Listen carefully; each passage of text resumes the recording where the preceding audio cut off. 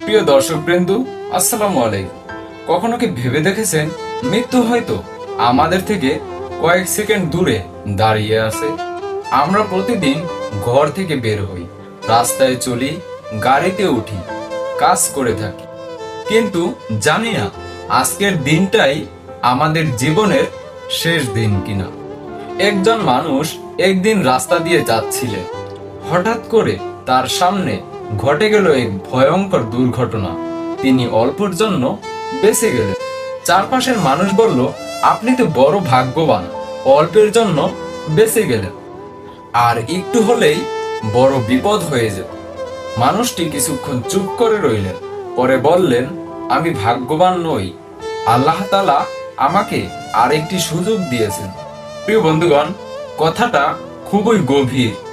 আমরা অনেক সময় অনেক বিপদ থেকে বেঁচে যাই, তখন শুধু বলি ভাগ্য ভালো ছিল।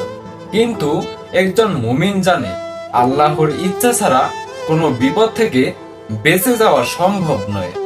রাসূল সাল্লাল্লাহু আলাইহি ওয়াসাল্লাম বলেছেন, তোমরা আল্লাহর ইবাদত করো যেন তোমরা আল্লাহকে দেখেছো, আর যদি তুমি তাকে দেখতে না পাও তবে তিনি অবশ্যই তোমাকে দেখছেন।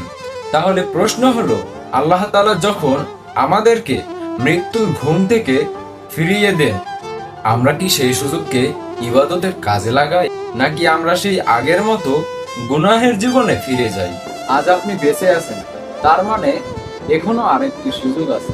নামাজে ফিরে আসা, আল্লাহর কাছে ক্ষমা চাওয়া, মা বাবার সাথে ভালো ব্যবহার করার, মানুষের হক ফিরিয়ে দেওয়া এবং নিজের জীবনকে আল্লাহর পথে পরিবর্তন করা।